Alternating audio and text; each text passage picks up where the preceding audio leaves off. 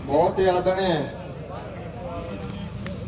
आज इस समारोह की अध्यक्षता करने वाले डेरा करने के प्रधान चाचा सूरजवान जी, गन्नी के सेक्रेटरी भाई सरपंच साहब सुरेंद्र सिंह और अपने इलाके से तमाम आए हुए किसान भाइयों, माता बहनों, नौजवान साथियों, भजन मंडली, पत्रकार, छायाकार बंधु, सबसे पहले तो मैं आप लोगों का आज इस सफल आयोजन के लिए मुबारकबाद देता हूं कि पूरे हिंदुस्तान के अंदर हरियाणा, पंजाब, उत्तर प्रदेश, बिहार तक बेहतरीन सफल आयोजन है। और आज इस आंदोलन से सरकार की बाएं तले की जमीन खिसक गई, जो कह रही थी कि ये आंदोलन कुछ स्टेट का है, कुछ किसान नहीं है, कुछ खालिस्तानी है, कुछ तालिबानी है, कुछ कुछ कहते थे।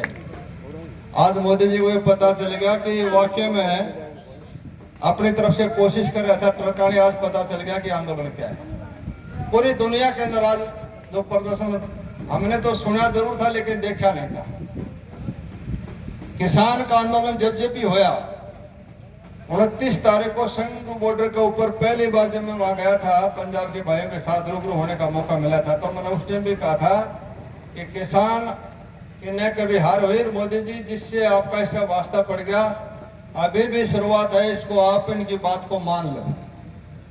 किसान की कभी हार हुई नहीं। जब भी किसान ने आंदोलन किया, इतिहास बदला और सरकारें बदली। 1907 में भगत सिंह के चाचा जी चौधरी अजीत सिंह, जिन्होंने किसान आंदोलन का नेतृत्व किया, अंग्रेज सरकार को झुकने का काम किया और कामयाबी मिली। उसके बाद 1938 में चौधरी छोटूराम की रहनुमाई में किसान आंदोलन होया।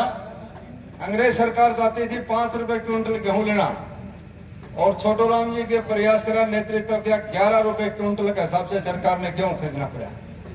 1987 और 88 में चौधरी देवलाल और चौधरी महेंद्र सिंह टिकेत ने किसान आंदोलन का नेतृत्व किया, कामयाबी मिली। और 2020 और 21 में तो मेरे बुजुर्गों भाइयों, आप लोगों ने इतिहास लिखा, वर्ल्ड रिकॉर्ड तोड़ दिया। इससे बड़ा कोई आंदोलन, इससे शांति प्रिय आंदोलन, इससे लंबा आंदोलन तक धरती पर होया नहीं। इतिहास लिखने का काम कर दिया। और 3-4 काम भाइयों ने और भी करा। इस कोरोना के दौरान मोदी जी पिछले दरवाजे से ये तीनों काले कानून लाए, लोकतंत्र को खत्म करने का काम करा मोदी जी ने। इस तीनों कानूनों को निरस्त करने का, विरोध करने का काम, लोकतंत्र को बचाने का काम करा किसान भाइयों ने। ये सरदार सरदार पटेल जी देश के गृह मंत्री बने। उन्होंने 500-700 रियासतों को सबको एक करने का काम किया, पूरे देश को एक धागे में पिरोने का काम किया। सुई के धागे में जैसे धागा पोते हैं, इस प्रकार तमाम रियासतों को तोड़ के एक करने का काम किया। उससे भी बढ़ के किसान भाइयों ने काम किया। एक इंसानियत और एक किसानियत पूरी दुनिया के अंदर पाठ पढ़ाने का काम किसान भाइयों ने किया। शाहजहांपुर बॉर्डर पर जाएंगे तो मुसलमान भाई होटल चला रहे, टिकरी बॉर्डर पर जाएंगे खापे लंगर चला रहे, सिंघू बॉर्डर पर जाएंगे तो पंजाब के सरदार भाई गुरुद्वारे लंगर चला रहे। सारा तालमाल एक, कोई जाति पाति नहीं, कोई मजहब धर्म नहीं, सबको एक ही पाठ पढ़ाया। और एक काम आप लोगों ने और भी कर दिया। आने वाले टाइम के अंदर जिस प्रकार पश्चिम बंगाल के अंदर सरकार को हाथ देखने का मौका मिला, इसी प्रकार फरवरी और मार्च में 3-4 स्टेटों का चुनाव है, जिसमें उत्तर प्रदेश में एक है। वो भी आप लोगों ने इतिहास लिख दिया और ये भी साबित कर दिया कि हिंदुस्तान के अंदर आने वाले टाइम के अंदर राज कौन करेगा, उसका फैसला भी किसान भाई करेंगे। ये आपकी ताकत है। 10 महीने से लगातार सर्दी चली गई, गर्मी चली गई, बारिश चली गई, दोबारा सर्दी फिर आने को जा रही है। और क्या कर तपस्या से दिन रात लगे हुए हैं। तो मैं तो आप लोगों की इस हौसला बजाय की भी तायद करता हूं। और दूसरे जो राजनीतिक भाई हैं, मैं उनसे भी प्रार्थना करना चाहता हूं, अभी भी वक्त है। कबीर जी ने कहा है, यही वक्त है बेला सा, तो यही समय जागने का, पानी से पहले पाल बांधे जाए, भाइयों के साथ जीना और भाइयों के साथ मरना। ये राजनीति का सौदा कुछ दिन का है। और मंत्री संतरी मुख्यमंत्री बनने, जिस दिन मंत्री बना जाएगा, मुख्यमंत्री बना जाएगा, ये ड्राइवर और बॉडीगार्ड रोड पर छोड़ के जाएंगे। उस दिन सारा भी भाइयों ने देना है और 5 लाखड़े भी भाइयों ने देनी है। अभी भी टाइम है।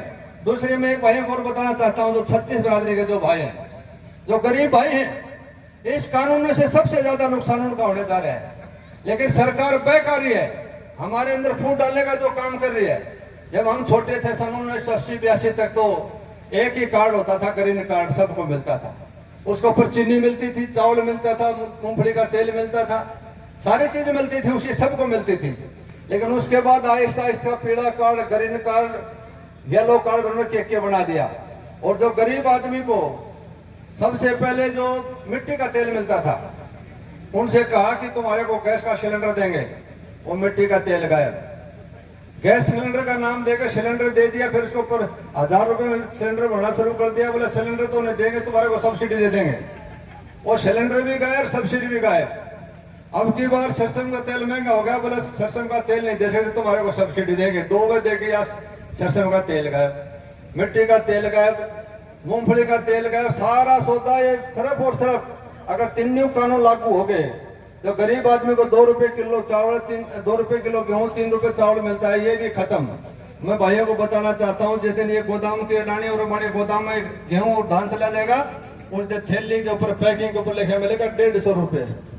5 किलो की थैली, 3 किलो 50 रुपए की, तो मजदूर भाइयों को मजदूरी नहीं मिलेगी। आप जाके देखे दादरी के अंदर, सुबह सुबह जब मजदूर भाई मजदूरी के लिए आते हैं, 1000 आते हैं मजदूर इकट्ठे होते हैं, और उनको 500 को मजदूरी नहीं मिलती, वापस चले जाते हैं।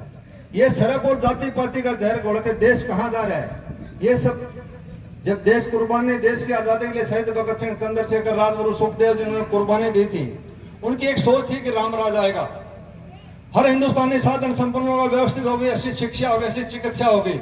लेकिन सरकार का इनकी तरफ ध्यान हटा के एक ही बात करती रही, जाति पाति का जहर घोलती रही।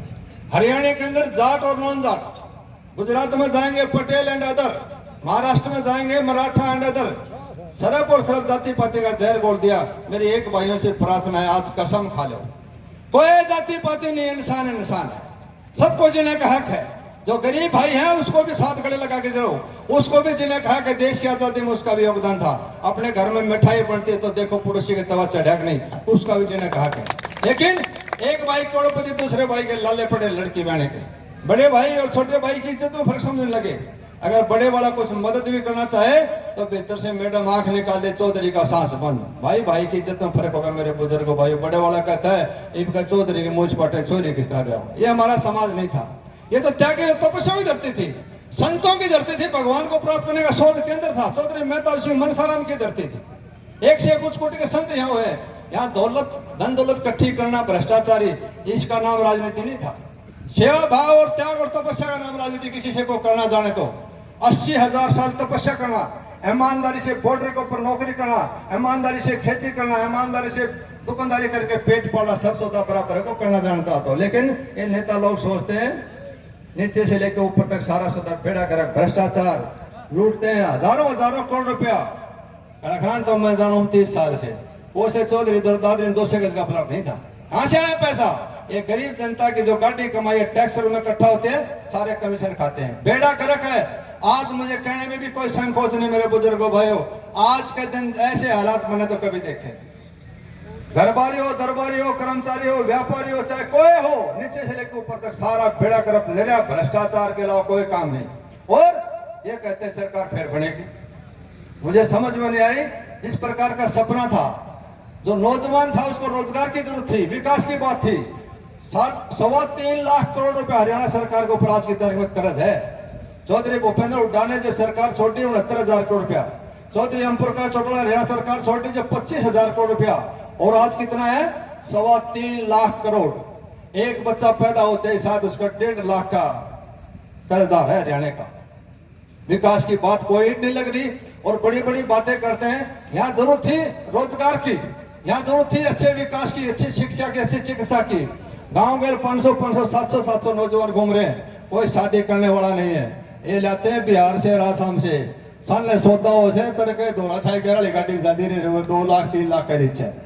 आज एक कोई रह भी जाए तो बालक पूछा कड़ा कड़ा जिसा रेल का पुर्जा खाटा नहीं चढ़ रहे हैं। हरियाणा और पंजाब की इस नस्ल की पहचान थी दुनिया के अंदर। अगर किसी ट्रेन के अंदर और किसी बस के अंदर कोई सिख भाई और कोई जाट का बच्चा को फौजी अगर बस के अंदर खड़ा होता तो हमारी बहन बेटी अपने आप को सुरक्षित समझती थी, पुलिस से भी ज्यादा अपने आप को सुरक्षित समझती थी। आज बेड़ा गर्क होगा, नीचे से लेकर ऊपर तक बेड़ा गर्क होगा। इसलिए मेरे भाइयों से प्रार्थना है, आप लगे रहो, डटे रहो, अपनी कौम को बचाने के लिए, अपनी नस्ल को बचाने के लिए आप लड़ाई लड़ रहे हैं, आपकी जीत कंपलसरी होगी। सरकार ने नतमस्तक होकर तीनों काले कानून वापस करने पड़ेंगे। किसान को इज्जत के साथ सलूट देके विदाई होगी। लगे रहो, दुनिया की कोई ताकत नहीं। इसलिए जो परंपरा, जो सिस्टम जो हमारे बुजुर्गों ने सिखाई, अपने बच्चों को अच्छी तालीम, अच्छी शिक्षा, अच्छे संस्कार दो। सारा सौदा एक दूसरे से खून का प्यासा हो रहा है। क्यों हो रहा है? इसका कारण था जब देश आजाद होया, समाज ने भी जो कुछ राज घराने थे, रजवाड़े थे, उन्हीं को बड़ा मान लिया। ये बहुत बड़ा खानदानी घर है। अरे मेरे बुजुर्गों भाइयों, घर कोई बड़ा नहीं होता, आदमी का कर्म बड़ा है। कबीर ने भी कहा, जीनी जीनी ने चदरिया, वैसी उठी वैसी दीनी चदरिया। इस सफेद चादर को सफेद रखना, ये खांडे के दार है, बाकी तो सारा सौदा है। और जिसने भी दुनिया को लूटा, गरीब का शोषण करा, उसका घोड़ा बनाए पानी बेईमानी का डूबा। और नेता लोगों ने पैसा इकट्ठा कर रखा। ये बड़े बड़े अधिकारी हैं, नेता हैं, लाखों करोड़ रुपया कहां से आया पैसा? ये आप लोग गाड़ी कमाई को लूटते हैं और इकट्ठा करते हैं, विदेशों में जमा करते हैं। इसलिए मेरे भाइयों से प्रार्थना है, जो ऊपर से लेकर नीचे तक इज्जतदार आदमी की इज्जत करनी छोड़ दी, और जिसके पास पैसा हो चाहे वो कम में खोटा करके उसकी इज्जत देनी शुरू कर दी, ये गिरावट थी समाज की। इसलिए यही कारण है आज सब पैसे की तरफ भाग रहे हैं। हम अपने बच्चे को भी पढ़ाते हैं, कोई नौकरी लगता है तो सबसे पहले पूछते हैं, बेटे व्हाट इज योर पैकेज, आपकी तनख्वाह की सैलरी का पैकेज क्या है? बढ़िया डॉक्टर भी बन गया, बढ़िया इंजीनियर बन गया, लेकिन वो एक इंसान नहीं बना बढ़िया। आप लोगों ने 2-4 दिन पहले अखबार में पढ़ी होगी, एक कर्नल साहब के 2 बच्चे, दोनों को पढ़ाया, अमेरिका के अंदर सेट हो गए, इंजीनियर करके ले गए बंगलोर से, और अमेरिका के अंदर जाके दोनों बच्चे सेट हो गए। मियाँ बीबी दोनों दिल्ली के अंदर रहने लग रहे। बीबी बीमार हो गई, मैसेज दे दिया, बेटा आपकी मम्मी बीमार हो गई, आके संभालो। दोनों में से एक आया, मालिक की करनी हुई, जब वो आया उसी दिन बुढ़िया ने शाम ने शरीर छोड़ दिया। सुबह दाग देना, उसके पापा ने कहा, बेटा आपका बड़ा भाई नहीं आया, आप अकेले आए हो, आपकी मम्मी ने शरीर छोड़ दिया, सुबह दाह संस्कार होना है।